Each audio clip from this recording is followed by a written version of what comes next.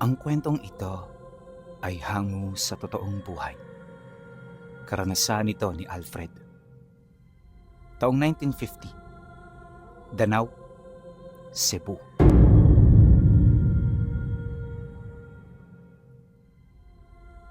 Noong mga panahong ito, nasa edad 16 anyos pa lamang si Alfred. Pagsasaka ang pamumuhay ng kanyang mga magulang, kaya madalas nasa palayan siya. At sa halip na mag-aral, mas pinagtutuunan niya ng pansin ang ibang mga bagay. Para sa kanya, hindi mahalaga ang pag-aaral, kahit mangmang mabubuhay siya dahil sa mamanahing lupa sa mga magulang niya. Nag-iisang anak lang si Alfred Pinuno. Hindi na siya nasundan. Matapos mamatay ang kapatid niya na susunod sana sa kanya. Magmula noon, nadala ang kanyang mga magulang. Di naman sa natatakot na ang kanyang ina. Ang kaso lang kasi, kapag nagdadalang tao ito, nagkakaroon sila ng maraming bisita. Bisita na purong hindi mga ordinaryong tao. 2 beses na itong naranasan ng kanyang mga magulang at umabot na rin sa puntong nagpasya ang mga ito na umalis na lang. Pero dahil sa payo ng kanilang mga kakilala, kaya kahit papaano ay naibsa ng takot nila. Ayon sa ama ng kaibigan niya, ligtas naman ang kanilang lugar sa mga taong hindi nagdadala ng sanggol sa sinapupunan. Nakagawian na rin ng mga ito na lumipat sa baryo kapag may nagbubuntis sa kanila. Sa gayong paraan, maiiwasan nila ang pagbisita ng mga aswang. Ayon pa rito na, pangkaraniwan na ang ganoong pangyayari dahil hindi kalayuan sa kanilang sakahan, may nagkukubling pugad. 2 tao pa lamang ang nakakita rito at ayon sa kanila, bago sila mamatay, isang baryo sa loob ng bundok na bato ang kanilang natuklasan. Mga ordinaryong tao ang naroon, ngunit ang kanilang mga mata ay kasing pula ng dugo. Katulad din sila ng mga taga-nayon, nakasuot ng pangkaraniwan, subalit ang kanilang mga pamamaraan at mga gawain ay masyado pang makaluma. Isang bagay na nagpapatunay na hindi sila nakasabay sa paglipas ng panahon. Mariinding inilahad ng mga taong yon na kapag kaumaga, ang lagusan sa buhay na bato ay nakasara. Subalit kapag takip silim, dahan-dahan itong bumibitak hanggang sa muling mahayag ang daan patungo sa kanilang pugad. Habang lumilipas ang mga araw, patuloy na namuhay si Alfred sa mundong binuo ng kanyang sariling paniniwala. Para sa isang binata, ang bawat tulo ng pawis sa bukid at ang bawat haplos ng lupang sakahan ay sapat na upang mapatunayan ang kanyang halaga. Hindi niya kailangan ang mga leksyon ng mga maestro sa bayan. Hindi niya kailangan ng mga titik at numero na isinusulat sa pirasa. Ang tanging batas na kanyang kinikilala ay ang batas ng kalikasan. Ang pag-aani, ang pagbubungkal, at ang pangakong ang malawak na lupang pagmamay-ari ng kanyang mga magulang ay sa kanya mapupunta sa huli. Ngunit ang katahimikan ng kanilang pamumuhay ay tila isang mapandayang tabing. Isang hapon, habang ang araw ay dahan-dahang lumulubog sa likod ng nagtataasang mga bundok na bato, napansin niya ang kakaibang kilos ng kanyang ama. Hindi tulad ng dating gawi na tinatapos ang pag-aararo bago tuluyang magdilim, nagmamadali itong nagligpit ng mga kagamitan. Ang kanyang mga mata ay pabalik-balik sa direksyon ng masukal na bahagi ng kabundukan. Ang lugar na yon, ayon sa usap-usapan, ay kinalalagyan ng misteryosong lagusan. Alfred, bilisan mo ang pagtatali sa kalabaw. Huwag mong hintayin na abutan tayo ng dilim sa ibaba. Ha? Bakit naman, tay? Maaga pa naman Mukha din namang maliwanag yung buwan mamaya. Kaya kaya nating tapusin to, tay. Kampanteng sagot naman niya. Nang marinig ito ng tatay niya, tumingin ito ng mariin sa kanya. Sa mga mata ng matanda, nakita niya ang isang uri ng takot na matagal nang nakabaon, ngunit muling nabuhay. Hindi ang dilim ang aking kinakatakutan, anak, kundi ang mga nilalang na sumasabay sa pag-alis ng liwanag. Naalala mo ba ang kwento ng ama ng kaibigan mo? Ang takip silim ay hindi oras ng kapangyarihan para sa lahat. Para sa iba, ito ang oras ng paggising. Naalala ni Alfred ang mga kwento ng matatanda tungkol sa baryo na nasa loob ng bundok na bato.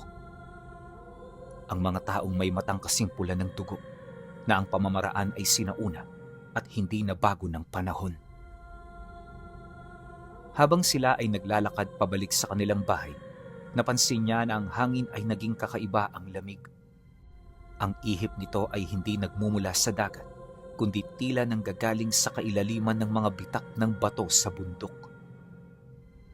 Ang mga kuliglig na madalas na maingay sa mga ganoong oras ay biglang naging tahimik, na tila ba may malaking mandaragit na naglalakad sa paligid.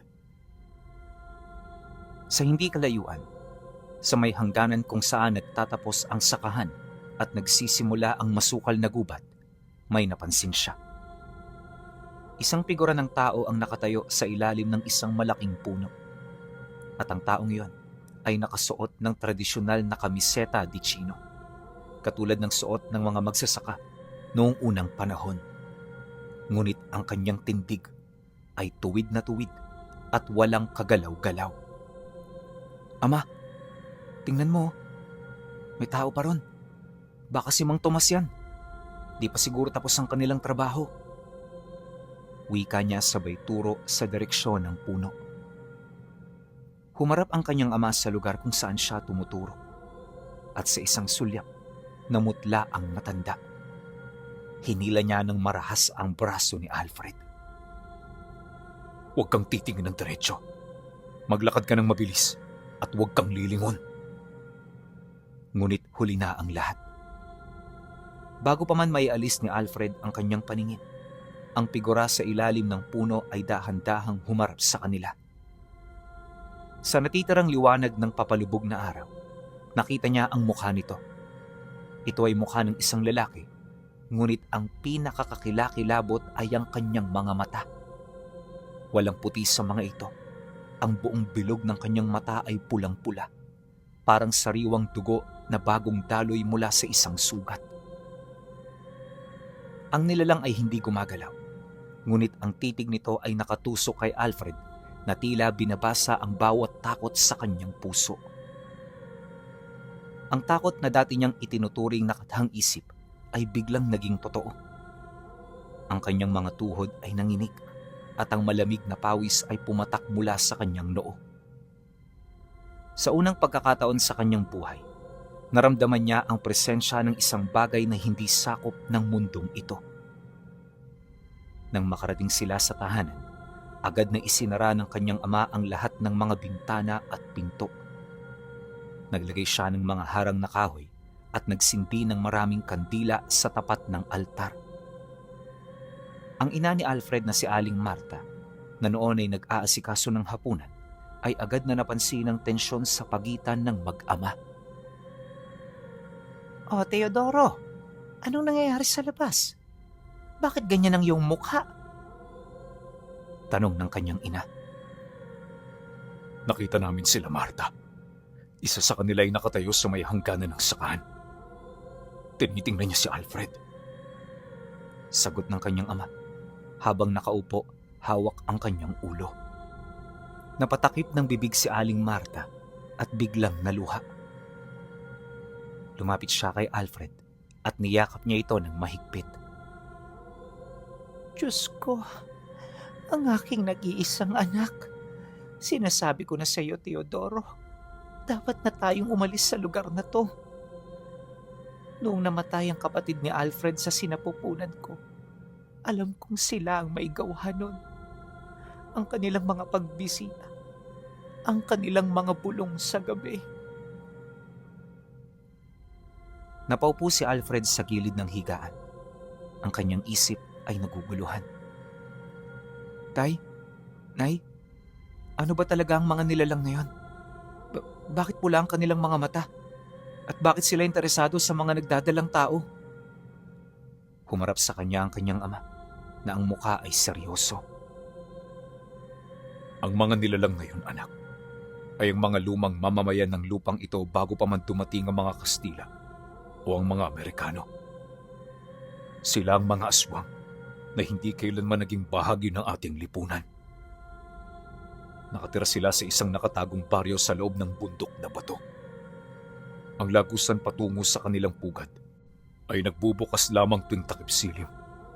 Ang oras kung kailan ang dalawang mundo ay nagtatagpo. Ayon sa salaysay ng kanyang ama, ang mga nilalang na ito ay hindi namamatay sa karaniwang sakit, ngunit kailangan nila ng lakas ng mga bagong silang na sanggol o ng dugo ng mga nagdadalang tao upang mapanatili ang kanilang kabataan at lakas. Ang pulang mata ay tanda ng kanilang tunay na kalikasan. Isang sumpa na dala ng kanilang pamumuhay sa dilim at sa pagkain ng hilaw na laman. Ang dahilan kung bakit hindi sila umaalis sa bundok na yon ay dahil natatakot din sila sa liwanag ng araw. Ngunit kapag sumapit ang gabi, ang buong paligid ay nagiging kanilang palaruan. At ang ating sakahan ay napakapit sa kanilang lagusan. Pagpapatuloy ng kanyang ama. Ngunit sa kabila ng mga babala at ng takot na kanyang nararamdaman noong hapong yun, ang likas na katigasan ng ulo ni Alfred ay hindi basta-bastang nawala. Habang lumilipas ang mga linggo, ang takot ay napalitan ng kuryosidad. Ang katotohanan na siya ang magmamana ng malawak na lupain ay nagbigay sa kanya ng maling pakiramdam ng kapangyarihan na siya ang may-ari ng lugar na ito at walang sino mang nilalang, tao man o aswang, ang may karapatang magpaalis sa kanya. Kung ang lagusan ay nagbubukas lamang tuwing takip silim, ibig sabihin may paraan upang makita ang kanilang mundo nang hindi nila nalalaman. Kung malalaman ko naman ang kanilang kahinaan, hindi na kami kailangang matakot ng aking mga magulang. Pag-iisip niya habang nag-aani ng mais. Isang gabi, matapos makatulog ang kanyang mga magulang dahil sa pagod sa bukid, nagpasya siya na gawin ng isang bagay na walang sino mang matino ang pag-iisip ang maglalakas loob na gawin. Kumuha siya ng isang matalas na itak, isang sulo na may langis, at dahan-dahang lumabas ng bahay sa pamamagitan ng bintana sa kusina. Ang buwan noong gabing yon ay natatakpan ng makapal na ulap na nagbigay ng mas malalim na kadiliman sa buong sityo. Naglakad siya patungo sa direksyon ng bundok na bato. Ang bawat hakbang niya ay puno ng kaba, ngunit ang kanyang kahambugan at pagnanais na patunayan ang kanyang sarili ang nagtulak sa kanya pasulong. Habang papalapit siya sa gilid ng bundok, napansin niya ang isang kakaibang tunog. Ito ay parang tunog ng mga bato na nagkikiskisan, isang malalim at mabigat na tunog na yumanig sa lupa sa ilalim ng kanyang mga paa. Nagtago siya sa likod ng isang malaking bato at sumilip. Doon, sa harap ng mismong pader ng bundok, nakita niya ang isang himala na hinaluan ng sindak. Ang solidong bato ay dahan-dahang nabibiyak sa gitna, na tila ba may isang higanteng kamay na humihila rito pahiwalay. Mula sa loob ng bitak, isang madilim na pulang liwanag ang nagsimulang lumabas, kasabay ng amoy ng nasusunog na asupre at tuyong dugo. Hindi na napigilan ni Alfred ang kanyang sarili. Ang kanyang mga paa na tila ba may sariling isip ay nagsimulang maglakad patungo sa bumukas na lagusan. Alam niyang ito'y isang malaking kamalian. Ngunit ang bentahe ng pagiging manggagawa ng lupa ay ang kanyang paniniwala na sa bawat sulok malapit sa kanilang lupa ay kanyang teritoryo. Pumasok siya sa loob ng bitak. Ang daan ay pababa, isang makipot na lagusan na gawa sa natural na pader ng bato. Habang lumalalim ang kanyang pagpasok, ang pulang liwanag ay lalong nagiging maliwanag. At sa dulo ng lagusan, lumingon siya at nakita niya ang isang malawak na kapatagan sa ilalim ng lupa. isang nakatagong baryo na napapaligiran ng mga nagtataasang pader ng bato. Ang mga kabahayan doon ay kakaiba. Ang mga ito'y gawa sa mga lumang klase ng kahoy at kawan na may mga bubong na gawa sa tuyong dahon, katulad ng mga estruktura bago pa man dumating ang modernong panahon. Walang mga kuryente, walang mga modernong kagamitan. Ang buong paligid ay naiilawan lamang ng mga sulo na may pulang apoy. Ngunit ang pinaka nakakakilabot ay ang mga nakatira roon. Nakita niya ang mga tao, mga lalaki, babae at kahit mga bata na naglalakad sa paligid. Sa unang tingin mukha silang mga ordinaryong taga-nayon na nakasuot ng mga lumang damit. Ngunit kapag sila'y humaharap sa liwanag ng sulo, ang kanilang mga pulang mata ay kumikinang sa dilim. Ang kanilang mga kilos ay mababagal, ngunit may kakaibang presensya na parang mga hayop na nag-aabang ng mabibiktima. Nagtago si Alfred sa likod ng isang lumang kariton ng kahoy. Mula roon, narinig niya ang pag-uusap ng dalawang lalaking aswang na nakatayo malapit sa bukana ng nayon. May bagong amoy ng buhay sa labas. Nararamdaman ko ang tibok ng puso ng isang binata na madalas ay nasa sakahan. Wika ng aswang. Anak ba yun ni Teodoro? Matapang ang batang yon, ngunit mangmang. Hindi niya alam na ang lupang kanyang tinatapakan ay hiram lamang mula sa atin. Malapit na silang magbayad ng utang. Sagot ng isa pa, habang ang kanyang mahabang kuko ay kinakalmot sa pader na bato. Nang marinig ito ni Alfred, parang huminto ang tibok ng kanyang puso. Napagtanto niya na ang kanilang pamilya ay matagal nang minamanmanan ng mga nilalang na ito at ang kanyang pagpunta roon ay hindi isang lihim na misyon, kundi isang bitag na kanyang pinasukan ng kusa. Dala ng matinding takot, nagpasya siya na umatras. Dahan-dahan siyang gumapang pabalik sa direksyon ng lagusan. Ngunit sa kanyang pagmamadali, natabig ng kanyang paa ang isang lumang banga na gawa sa luwad. Lumikha ito ng isang matalim na tunog na umalingaw-ngaw sa buong sulok ng baryo. At sa isang kisap mata, ang lahat ng mga pulang mata ay sabay-sabay na lumingon sa direksyon kung saan siya nakakubli. Sa puntong yon, alam na ni Alfred na wala na siyang magagawa kundi ang tumakbo. Walang sabi-sabi, tumayo siya at buong lakas na tinakbo ang paitaas na lagusan patungo sa labas. Sa likod niya, narinig niya ang mga tunog ng mabilis na paggapang at ang mga ungol na hindi makatao. Ang mga aswang ay hindi naglalakad ng mabagal. Sila ay nagbago ng anyo. Ang ilan ay nagkaroon ng mahabang pakpak na parang paniki at ang iba naman ay tumatakbo gamit ang 4 na paa, tulad ng mga mababangis na aso. "Nay! Tay!" sigaw niya sa kanyang isip habang ang kanyang mga binti ay sumasakit buhat sa labis na pagod. Ang sulo na kanyang dala ay nawalan na ng tanglaw at ang tanging gabay niya ay ang maliit na liwanag mula sa labas ng lagusan. Nang makalabas na siya sa bitak ng bundok, naramdaman niya ang malamig na hangin ng gabi. Ngunit hindi pa siya ligtas. Ang mga nilalang ay sumusunod sa kanya at ang kanilang mga pulang mata ay lumalapit na sa kanyang likuran. Sa kanyang huling lakas, tinakbo niya ang distansya sa pagitan ng bundok at ng kanilang bahay habang ang mga kuko ng isa sa mga aswang ay bahagyang dumaplis sa kanyang likod na nag-iwan ng mahabang guhit sa kanyang damit. Kalaunan bumagsak siya sa harap ng pintuan ng kanilang kubo, habang ang kanyang ama ay agad na binuksan ito matapos makarinig ng kalampag. Hinila siya ni Mang Teodoro sa labas at mabilis na isinara ang pinto, sabay lagay ng isang malaking krus na gawa sa kahoy na binasbasa ng banal na tubig sa tapat ng bintana. Sa labas, narinig nila ang mga kalmot sa dingding at ang mga galit na ungol ng mga aswang. Ngunit dahil sa mga proteksyong inilagay ng kanyang ama, at ang katotohanan na ang madaling araw ay malapit na, hindi nagawang pumasok ng mga nilalang.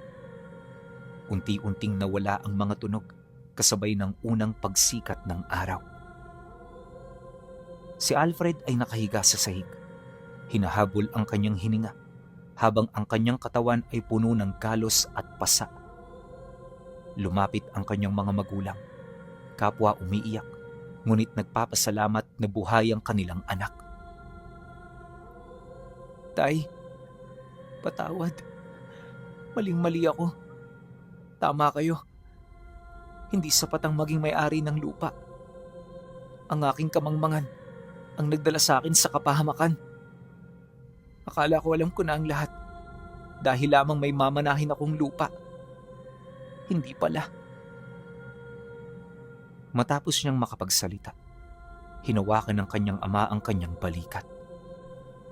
Ang mahalaga buhay ka, Alfred. Ngunit ngayon, alam mo na ang katotohanan. Ang lugar na ito ay hindi ligtas para sa atin. Ang mga aswang ay hindi titigil hanggat hindi nila nakukuha ang anumang gusto nila sa ating pamilya. Noong araw din yan, bago pa sumapit ang bukang liwayway, nag-empake na ang kanilang pamilya. Iniwan nila ang malawak na sakahan, ang lupang ipinagmamalaki niya, at ang lahat ng kanilang ari-arian sa Danau. Nagpasya silang lumipat sa isang malayong bayan kung saan walang mga bundok na bato, walang mga nakatagong lagusan, at higit sa lahat, walang mga nilalang na may matang kasing pula ng dugo. Ang pag-alis sa Danau ay hindi naging madali para sa pamilya. Iniwan nila ang malawak na sakahan na naging saksi sa dugo at pawis ng kanyang ama at sawad na pangarap ng kabataan niya. Bitbit ang ilang pirasong kasuotan, isang lumang banig at ang walang katapusang takot na tila nakadikit na sa kanilang mga anino. Sumakay sila sa isang pampasaherong sasakyan patungo sa bayan ng Karkar, isang lugar na napakalayo sa nagtataasang bundok na bato. Ngunit ang kahirapan ay tila isang mabilis na aso na humahabol sa kanila. Sa bagong bayan, wala silang sariling lupa. Ang mapagmataas na kaisipan ni Alfred na siya ay magiging Panginoon ng sarili niyang lupain ay gumuho na parang isang kastilyong buhangin. Napilitan ng kanyang ama na maging upahang manggagawa sa isang malawak na tubuhan, habang ang kanyang ina ay naglalako ng mga kakanin sa palengke. Ang kanilang bagong tirahan ay isang maliit na kubo sa gilid ng isang masukal na kawayanan, malayo sa kabihasnan ng bayan, ngunit malapit sa ingay ng gabi. Ang dingding nito ay gawa sa marupok na nipa, at ang sahigay kawayan na lumalangit-ngit gada maapakan. Teodoro, hindi ko kaya ang ganitong buhay. Halos hindi sapat ang kinikita natin para sa bigas. Ang layo nito sa buhay natin sa Danau. Umiiyak na reklamo ng kanyang ina habang nagbibilang ng barya na kinita mula sa paglalako. Marta, magtiis na muna tayo. Mas mabuti nang magdildil ng asin kaysa naman maging hapunan ng mga nilalang na yon. Ang mahalaga, ligtas si Alfred. Sagot ni Mang Teodoro na halatang nasasaktan din sa sitwasyon. Sa sulok ng silid, nakahiga siya sa isang manipis na banig. Naririnig niya ang bawat hikbi ng kanyang ina at mabibigat na buntong hininga ng kanyang ama. Ang kanyang puso ay pinupuno ng puot at pagsisisi. Ang dati niyang katigasan ng ulo ay napalitan ng isang madilim na sentimiento. Kung nag-aral sana siya, kung hindi siya naging isang mangmang, marahil ay may iba silang paraan upang mabuhay. Ngunit ang mas matinding nagpapahirap sa kanya ay hindi ang gutom o ang kahirapan. Ito ay ang kanyang likod.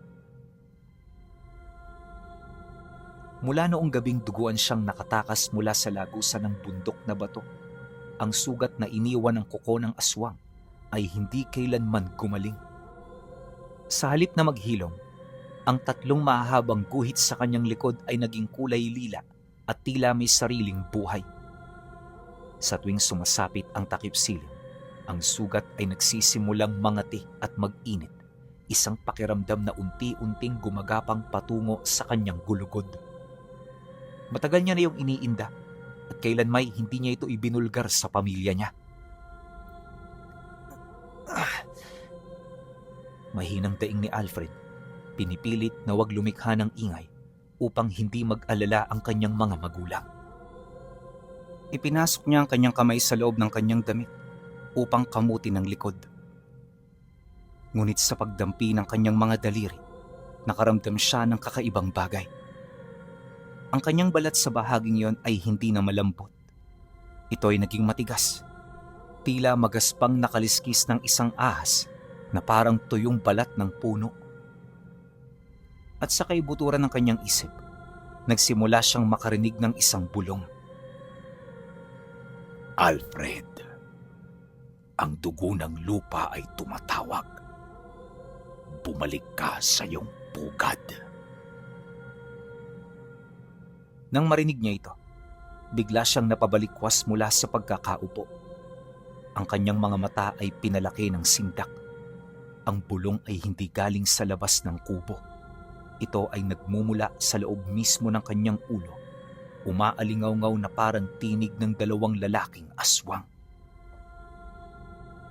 Lumipas ang 3 buwan. Ang relasyon sa loob ng pamilya ay unti-unting nabulok dahil sa bigat ng kanilang sitwasyon. Si Mang Teodoro ay madalas nang uminom ng tuba pagkatapos ng trabaho sa tubuhan upang makalimot sa pagod at takot. Si Aling Marta naman ay naging magagalitin.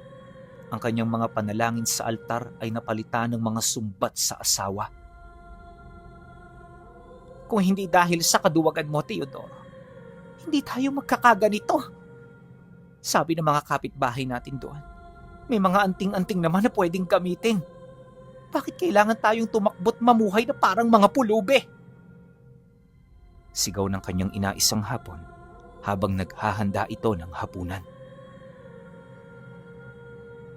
Marta naman, walang kahit na anong anting-anting ang makakatapat sa isang buong baryo ng mga aswang. Nakita mo ba ang mukha ng anak mo noong gabing yun? Halos mamatay na siya. At ngayon, isusumbat mo sa akin ang pagligtas sa buhay natin? Galit na sagot ng kanyang ama, sabay hampas ng kamay nito sa lamesang kahoy. Habang nagsisigawan ng dalawa, si Alfred naman ay nakatayo sa labas ng kubo, nakasandal sa puno ng saging. Ang kanyang mga kamay ay nakayukom. Ang ingay ng kanyang mga magulang ay nagpapabilis sa tibok ng kanyang puso. At sa bawat pagtaas ng kanyang emosyon, ang sugat sa kanyang likod ay tila sumasabay sa pintig ng kanyang dugo. Naramdaman niya ang isang matinding lagnat na biglang dumaloy sa kanyang buong katawan. Dahil dito kaya lumakad siya patungo sa isang maliit na sapa malapit sa kawayanan upang maghilamos. Nang lumuhod siya at tumingin sa malinaw na tubig na sinisinaga ng papalubog na araw, napasigaw siya sa takot. Ang puti ng kanyang mga mata ay hindi na puti.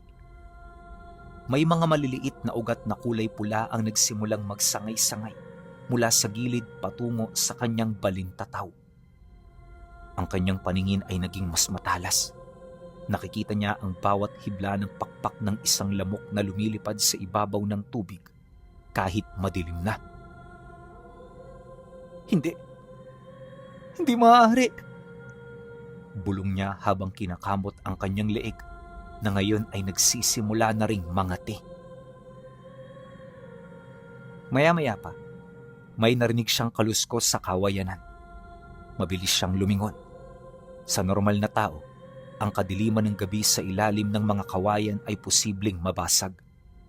Ngunit para sa kanya, ang paligid ay tila nababalutan ng isang kakaibang liwanag na kulay abo. Doon sa pagitan ng mga kawayan, nakita niya ang isang figura. Hindi ito tao. Ito ay isang nilalang na may mahahabang braso, nakaluhod gamit ang 4 na paa, at ang mga mata nito, 2 nagniningning na tila baga ng apoy. Nakatitig yun ng diretso sa kanya. Ang laso ng kuko ay gumagana na, batang pinuno. Hindi mo matatakasan ang iyong dugong sinimulan. Ang bundok na bato ay naghihintay sa pagbabalik mo. Mga tinig na pumasok sa kanyang utak, hindi sa pamamagitan ng pandinig, kundi sa pamamagitan ng kamalayan. Umalis ka! Huwag mo akong galawin! Sigaw naman niya, sabay pulot ng isang matulis na bato at ibinato ito sa direksyon ng nilalang. Ang nilalang ay mabilis na lumundag pataas sa mga kawayan, na lumikha ng isang malakas na tunog ng mga nababali na sanga bago tuluyang nawala sa kadiliman. Maya-maya pa narinig ng kanyang mga magulang ang kanyang sigaw, kaya dali-dali silang lumabas bit-bit ang isang sulo. Alfred, anong nangyari? Hingal na tanong ng tatay niya habang itinataas ang sulo upang liwanagan ang paligid. May aswang doon sa kawayan, tay! Nang marinig naman niyo ng kanyang ama, agad itong naalerto. Tumingin siya sa paligid at nakita niya ang mga nabaling kawayan na masyadong mataas para magawa ng isang ordinaryong hayop. Dahil dito, kaya muli niyang nakitaan ng matinding takot ang mukha ng kanyang ama. Marta, pumasok na kayo sa loob. Ngayon din! Sa loob ng bahay, habang nag-aabang sa gilid ng altar, napansin ng kanyang ina ang kakaiba niyang kilos. Si Alfred ay nakatalukbong ng isang lumang kumot kahit mainit ang gabi at patuloy ang panginginig ng katawan. Alfred, anak, may sakit ka ba? Lumapit si Aling Marta at hinawakan ang noo niya. Dito tuluyan itong nakumpirma ang kakaiba nitong hinala. Diyos ko, anak, napakainit mo. Para kang nagbabaga. Wala ito, Nay. Pagod lang to sa pagtulong ko sa tubuhan. Pagsisinungaling naman niya, ngunit halata sa boses niya na nanghihina siya at hindi na yun normal. Nung gabing yon, habang lahat ay natutulog, si Mang Teodoro ay nanatiling gising. May hinala siya. Ang karanasan niya sa Danau ay nagturo sa kanya na ang mga aswang ay hindi basta-basta sumusunod ng walang dahilan, maliban kung merong tulay. At ang naging tulay na meron sila ay ang sugat ng anak niya. Dahan-dahang lumapit si Mang Teodoro sa natutulog niyang anak. Inalis niya ang kumot na nagtatakip sa likod nito at dahang-dahang itinaas ang kanyang sando. Matapos nun, ang nakita ng matanda ay nagpalamig sa kanyang dugo. Ang likod ni Alfred ay halos kalahati ng nababalutan ng itim na lilang kaliskis. Ang 3 sugat mula sa kuko ay nakabuka pa rin, ngunit sa halip na pulang dugo, may lumalabas ditong isang malapot at itim na likido na amoy asupre. Ang amoy na naramdaman niya sa lagusan ng bundok na bato. Diyos ko! Sambit ng kanyang ama habang napahakbang ito paurong kasabay ng pagbitaw sa hawak nitong rosaryo. Ang tunog ng nalaglag na rosaryo ang nagpagising kay Alfred. Bigla siyang napatayo at nang humarap siya sa kanyang ama, ang talukbong na kumot ay tuluyan na ring nahulog. Sa liwanag ng nag-iisang kandila sa altar, nakita ni Mang Teodoro ang buong muka ng kanyang anak. Ang mga mata nito ay tuluyan ng naging kulay pula. May pagkakahawig na rin sa mga mata ng pusa. At ang kanyang 2 pangil sa ibaba ay mas naging mahaba kumpara sa normal. Tay! Bulong ni Alfred. Ngunit iba na ang boses na lumalabas sa kanyang bibig.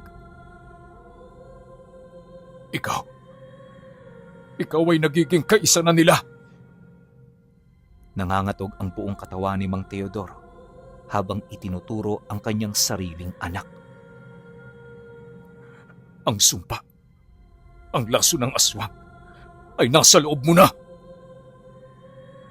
Dahil sa lakas ng pagkakasambit nito, tuluyan na ring nagising ang kanyang ina nang marinig nito ang komosyon. Maya-maya pa, nang makita nito ang itsura ni Alfred, napasigaw ito dulot ng matinding sindak habang napapasandal sa dingding ng kubo. "Alfred, anak! Anong nangyari sa'yo?" "Nay, Tay, patawad po." Umiiyak na lumuhod si Alfred sa sahig. Ang kanyang mga kamay na meron na ring matutulis na kuko ay itinakip niya sa kanyang muka. "Hindi ko po sinasadya. Noong gabing pumasok ako sa lagusan, ang kuko ng isa sa kanila tumama po sa likod ko. Simula nun, hindi na ako tinigilan ng mga bulong. Naririnig ko sila araw-araw. Tinatawag nila ako." Naiiyak na lumapit si Mang Teodoro. Sa kabila ng takot ay nangibabaw pa rin ang pagmamahal sa anak. Umupo siya at hinawakan ang magaspang na balikat ni Alfred. Makinig ka sa akin, Alfred. Ang mga lumang mamamayan ng bundok na bato. Kapag ang isang tao ay nasugatan ng kanilang pinuno o isang purong aswang, ang lason ay unti-unting babaguhin ang kanyang estado at katawan. Sa loob ng isang taon, ang taong yun ay tuluyang mawawala ng kontrol sa kanyang isip at magiging kaisa nila. Ang tawag nila rito ay ang pagtitipo ng dugo. "Meron bang lunas, Teodoro? Sabihin mo sa akin na may lunas!" Singit ni Aling Marta habang niyayakap ang paana ng altar. Yumuko si Mang Teodoro. Ang kanyang mga luha ay pumatak sa sahig na kawayan. Ang tanging lunas na alam ng matatanda sa Danau ay ang patayin ng aswang na nagmamay-ari ng laso na nasa loob ng katawan ng biktima. Kung hindi siya mapapatay bago sumapit ang unang taon mula nung nagkasugat siya, ang pagbabago'y magiging permanente. "Tay, sinong may gawa nito sa akin?" Ang pinuno ng baryo ng bato, si Agaton. Siya ang pinakamatandang aswang sa ating lugar. Siya ang nilalang na nakatayo sa ilalim ng puno noong hapon bago ka pumasok sa lagusan. Utos din niya ang pagpatay sa iyong kapatid noong ito ay nasa sinapupunan ng iyong ina. Nang marinig niya ang pangalang Agaton, isang matinding galit ang sumiklab sa kanyang dibdib. Ang puot na ito ay hindi galing sa lason. Ito ay galing sa kanyang pagiging isang anak at isang kapatid. Batid niya ng kanilang pamilya ay sinira ng nilalang na ito at ngayon ay balak pa siyang gawing halimaw. "Kung ganon, kailangan nating bumalik. Kailangan kong patayin si Agaton." Seryosong wika niya habang tumatayo at ipinapakita ang kanyang buong anyo na unti-unting binabago ng dilim. Dahil sa kanyang sinabi, hindi na nag-aksaya ng oras ang mga magulang niya. Alam nilang bawat araw na lumilipas ay nangangahulugan ng mas malalim na pagbaon ng lason sa kanyang katawan. Ginamit nila ang huling perang natitira sa kanila upang bumalik sa Danau. Ngunit sa pagkakataong ito, hindi sila babalik bilang mga biktima na tatakbo muli. Babalik sila bilang mga mandirigma na walang natitirang pagpipilian. Kinaumagahan, dumating sila sa Danau sa kalagitnaan ng hapon. Ang paligid ay hindi nagbago. Ang malawak na sakahan na ngayon ay masukal na dahil sa kawalan ng nag-aalaga at ang nagtataasang bundok na bato ay nanatiling tahimik ngunit nagbabanta. Nagpundar si Mang Teodoro ng ilang mga kagamitan. Mga matatalas na itak na binasbasa ng asin at banal na langis. Mga lumang balang baril na may ukit na krus at mga tangkay ng bawang at kamandag ng ahas na ayon sa mga matatanda ay mabisang pangpahina sa mga aswang. Alfred, kapag naramdaman mo na ang pagbitak ng bato, ibig sabihin ay bubukas na ang lagusan. Paalala ng kanyang ama. habang pinupunasan ng langis ang kanyang itak. Ang kanyang ina naman ay iniwan nila sa isang ligtas na kapilya sa bayan upang magdasal. Dahil ang labanang ito ay hindi para sa maihina ang katawan. Maya-maya pa, muli niyang kinausap ang kanyang ama dahil sa kakaibang pakiramdam na bumalot sa katawan niya. "Tay, nararamdaman ko na sila," bulong niya. Nakatayo sila sa gilid ng sakahan, nakatingin sa direksyon ng bundok. Ang kanyang mga pandinig ay nakakasagap na ng mga ungol mula sa kaibuturan ng bato kahit na ang araw ay may ilang minuto pa bago tuluyang lumubog. "Tinatawag nila ako, Tay. Mas malakas ang boses ngayon. Parang sinasabi nila na malapit na akong makauwi." Hindi mo tahanan ng dilim, anak. Mariing sagot ng kanyang ama, sabay hawak sa kamay niya. Tandaan mo kung sino ka. Ikaw si Alfred, ang magsasaka ng lupang ito. Nang sumapit ang takip silim, ang langit ay nagbago ng kulay. Mula sa asul patungo sa isang madilim na kahil na parang nagbabagang apoy. At tulad ng nakaraan, isang malalim at mabigat na tunog ng nagkikiskisang mga bato ang yumanig sa buong baryo. Ang pader ng bundok ay dahan-dahang nabuwal at nabitak sa gitna. Ang madilim na pulang liwanag ay muling lumabas na nagdala ng amoy ng asupre at tuyong dugo na mas matindi kesa noong una. "Tay, tara na," wika niya habang nangunguna sa paglalakad patungong lagusan. Ang kanyang anyo ay mas mabilis nang nagbago ngayon dahil malapit na siya sa teritoryo ng mga aswang. Ang kanyang mga kuko ay tuluyan ng humaba at ang kanyang bawat hakbang ay tila may bigat, nakahalin tulad ng isang mabangis na hayop. Pumasok silang dalawa sa makipot na lagusan. Sa pagkakataong ito, hindi na nagtatago si Alfred. Ang bawat aswang na sumasalubong sa kanila sa madilim na daan ay agad niyang hinarap gamit ang sarili niyang lakas.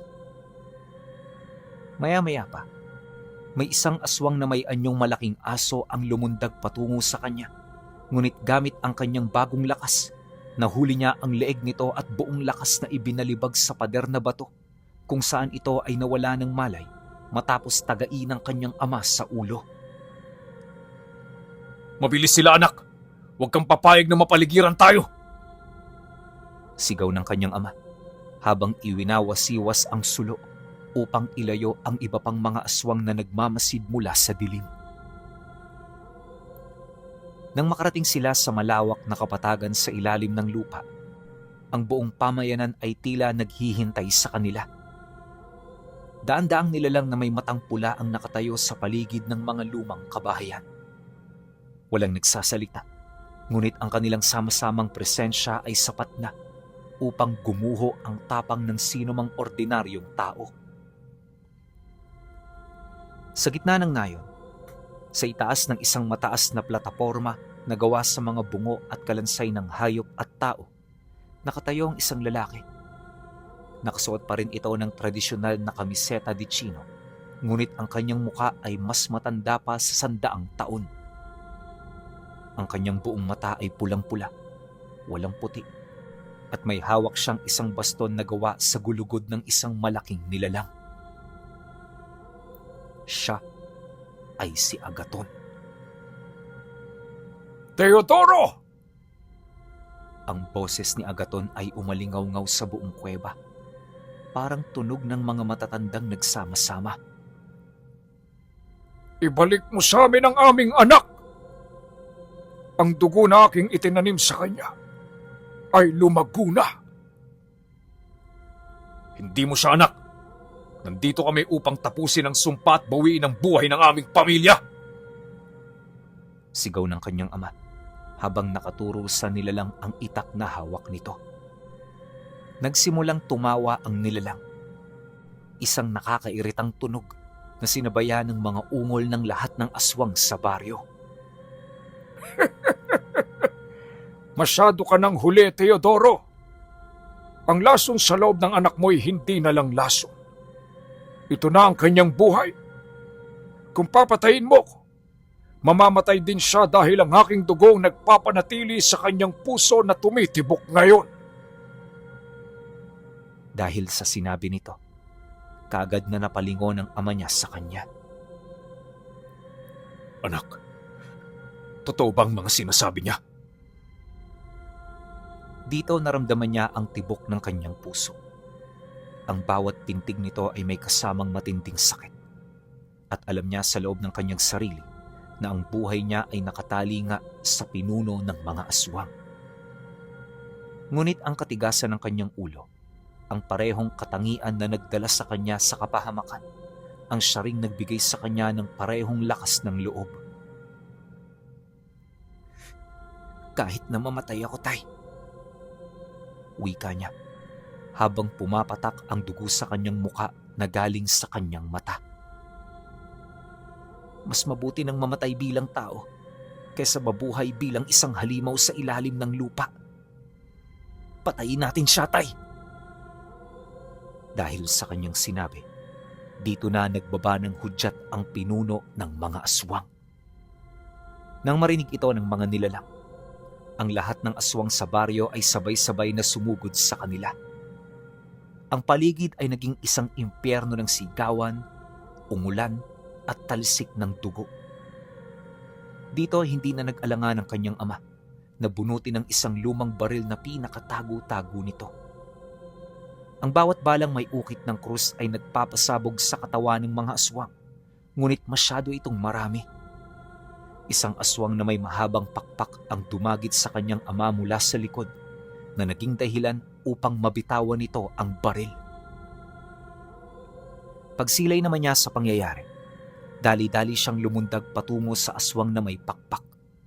Hinawakan niya ang mga pakpak nito at buong lakas itong pinunit. Ang halimaw ay sumigaw sa sakit bago tuluyang tinapos ni Alfred gamit ang kanyang matatalas na kuko. Ngunit habang abala siya sa pagtatanggol sa kanyang ama, si Agaton ay mabilis na bumaba mula sa plataporma. Sa isang iglap, gamit ang bilis na hindi kayang sabayan ng paningin, nakatayo na sa kanyang harapan ng nilalang. Isang malakas na hampas mula sa baston ni Agaton ang tumama sa kanyang dibdib na naging mitya ng pagtilapon niya. Pagtama niya sa pader, agad itong nagkaroon ng bitak dahil sa lakas ng puwersang pinakawala ng nilalang. Ikaw ay isang mahinang kopya lamang ng aming lahi, Alfred. Ang iyong kamangmangan ang nagdala sa iyo rito.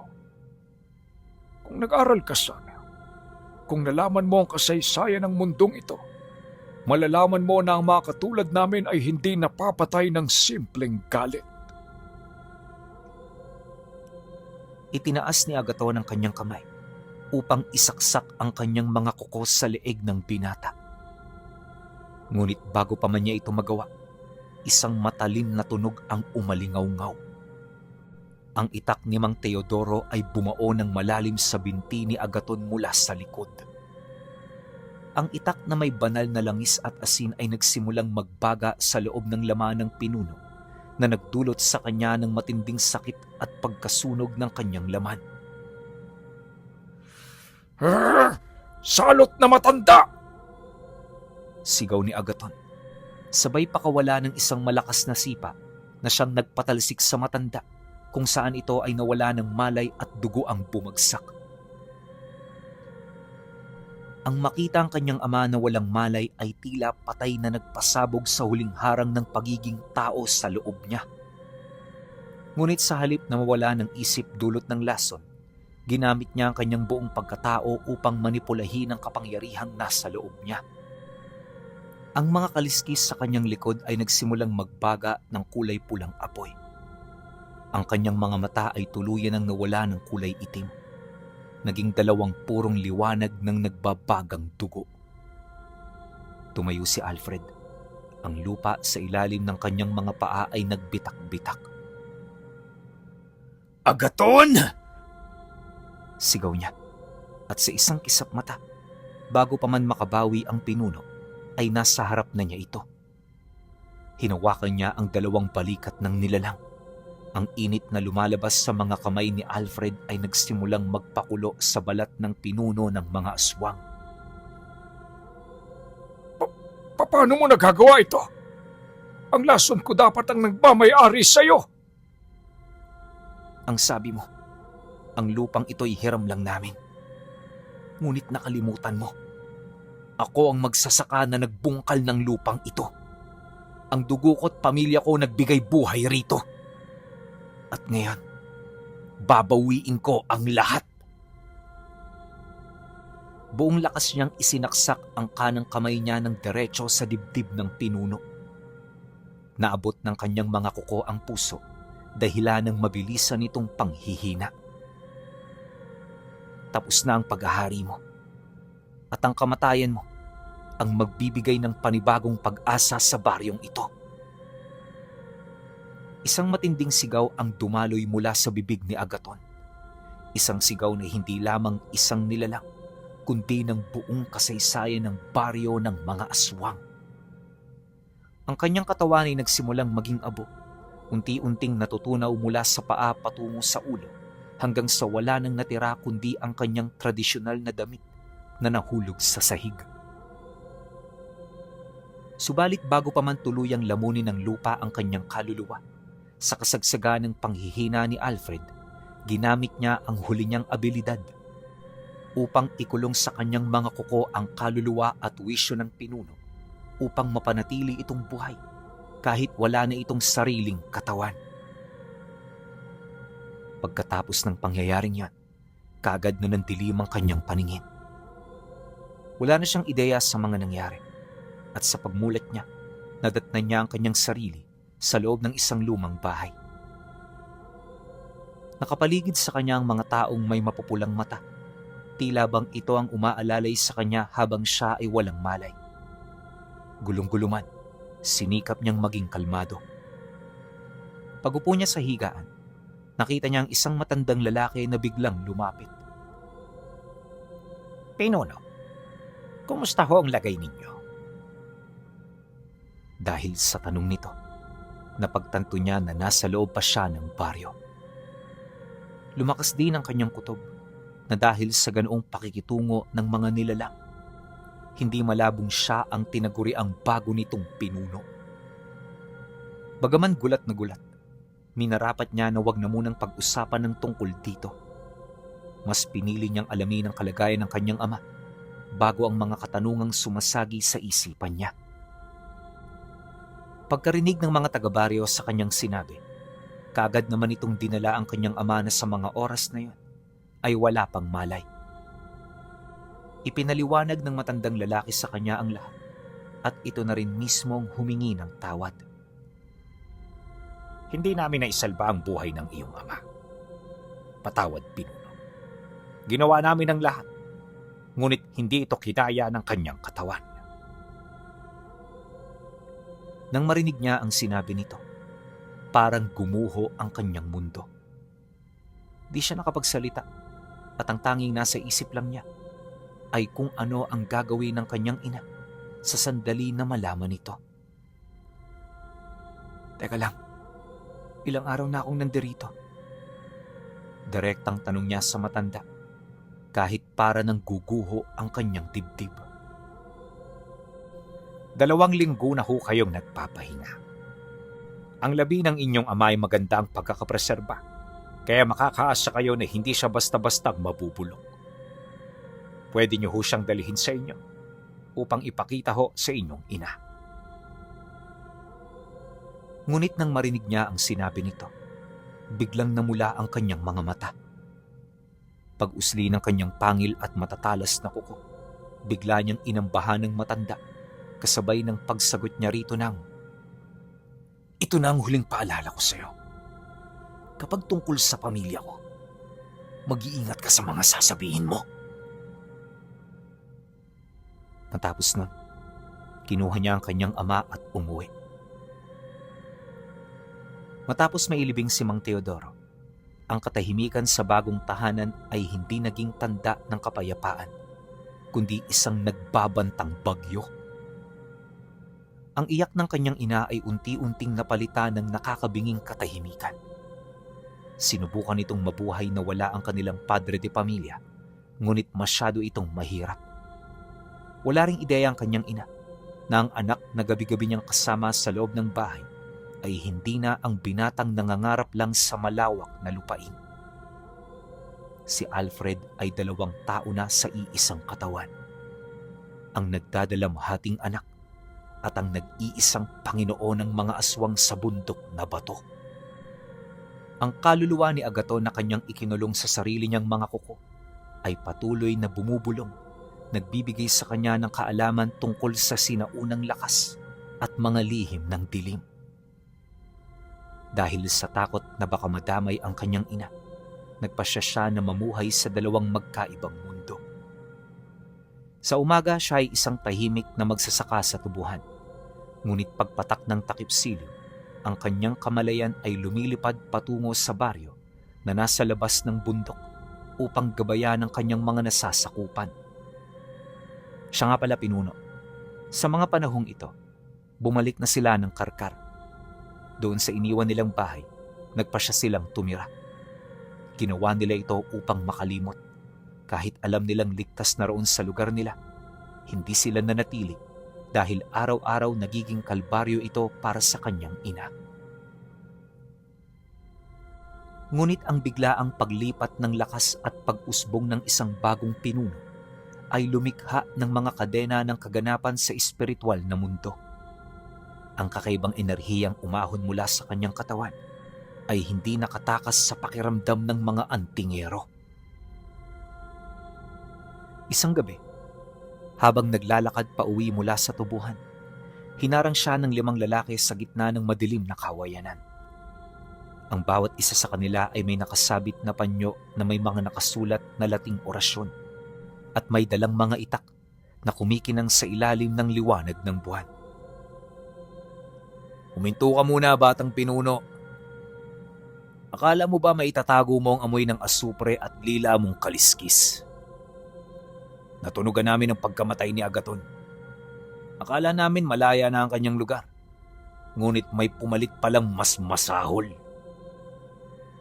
Wika ng isang lalaki na nagsisilbing pinuno ng pangkat. Dahil sa sinabi nito, ngumiti ng bahagya si Alfred. Ang kanyang mga mata na dati ay pinipilit niyang itago sa likod ng kanyang buhok ay dahan-dahan ang nagbago ng kulay. Ang puti ay naglaho at ang purong pulang liwanag na nagbabagang dugo ay sumiklab sa kadiliman. Maniwala kayo sa akin. Hindi niyo gugustuhin pakialaman ang buhay ko. Basag na tugon niya, kung saan ang kanyang boses ay may halong kaangasan. Umalis na kayo. Habang binibigyan ko pa kayo ng pagkakataong mabuhay. Ngunit sa halip na makinig, nangahas ang mga antingero.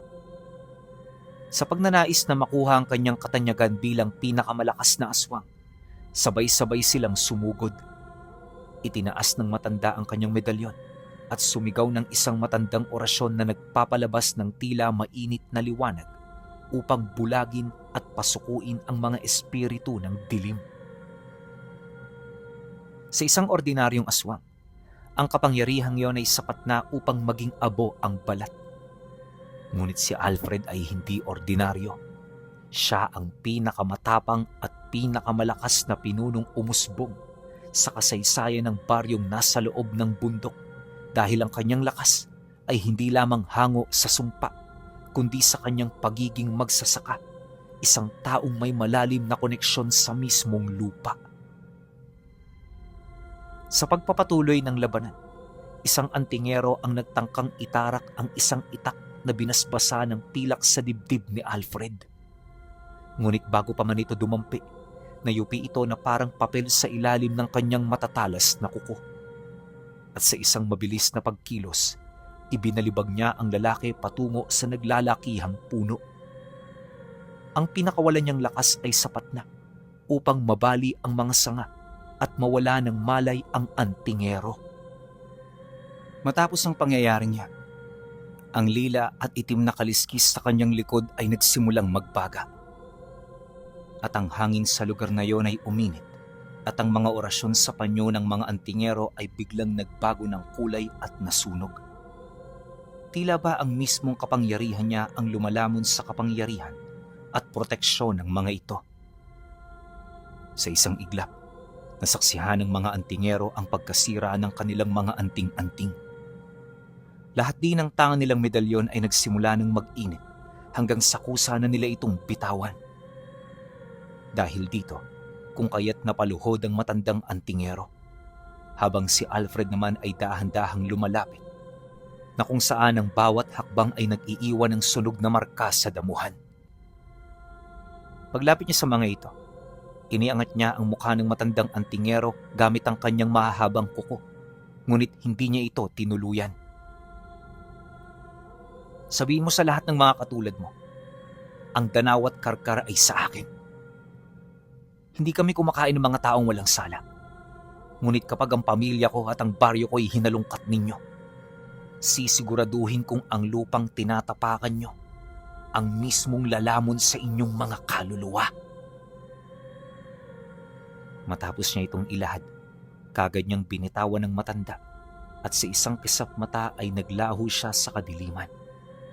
Iniwan ang mga antingero na sugatan, nanginginig, at may dalang matinding aral na ang bagong pinuno ng mga aswang ay hindi isang halimaw na basta-basta mapapasuko ng dasal at pilak. Humanga rin ang mga ito sa kanyang dignidad at pangako, kaya magmula noon, ang mga antingerong yon ay hindi na naghanap ng bakas upang muling mag-krus ang kanilang mga landas. Pagkatapos ng engkwentro sa mga antingero, tuluyang nagbago ang ihip ng tadhana para kay Alfred. Ang minsang takot na naghari sa kanyang puso ay napalitan ng isang matatag at marangal na paninindigan. Natutunan niya ang pinakamahalagang leksyon na hindi na ituturo ng mga maestro sa pirasa. Ang tunay na kapangyarihan ay hindi nagmumula sa lawak ng lupang mamanahin, kundi sa lalim ng pagmamahal sa pamilya at sa kakayahang protektahan ang mga mahihina. Sa paglipas ng mga taon, naging tahimik at payapa ang takbo ng buhay nila sa Karkar. Sa umaga, si Alfred ay nananatiling isang masipag at mapagpakumbabang magsasaka sa tubuhan. Ang bawat patak ng kanyang pawis ay inialay niya upang mabigyan ng maginhawang buhay ang kanyang ina. At sa tulong ng kanyang pagsisikap, unti-unti silang nakaahon sa kahirapan. Napalitan ng mas matibay na kahoy at semento ang kanilang kubo at hindi na kailangan pang maglako ng kakaninang kanyang ina sa ilalim ng nagbabagang sikat ng araw. Sa paningin ng mga kapitbahay, si Alfred ay huwarang anak, tahimik, matulungin at may busilak na puso. Ngunit sa pagkawala ng araw at sa pagsapit ng takip silim, sa oras kung kailan bumibitak ang pader ng bundok, isinusuot niya ang kanyang tunay na korona bilang bagong Panginoon ng mga lumang mamamayan. Ginamit niya ang bulong at kaalaman ng nakakulong na kaluluwa, hindi para maghasik ng lagim, kundi upang baguhin ang tadhana ng kanyang lahi. Sa ilalim ng kanyang pamamahala, ipinagbawal niya ang pagpapakain sa dugo ng mga sanggol at nagdadalang tao. Tinuruan niya ang mga nasasakupan na mamuhay ng may dignidad gamit ang lakas ng lupa at kalikasan.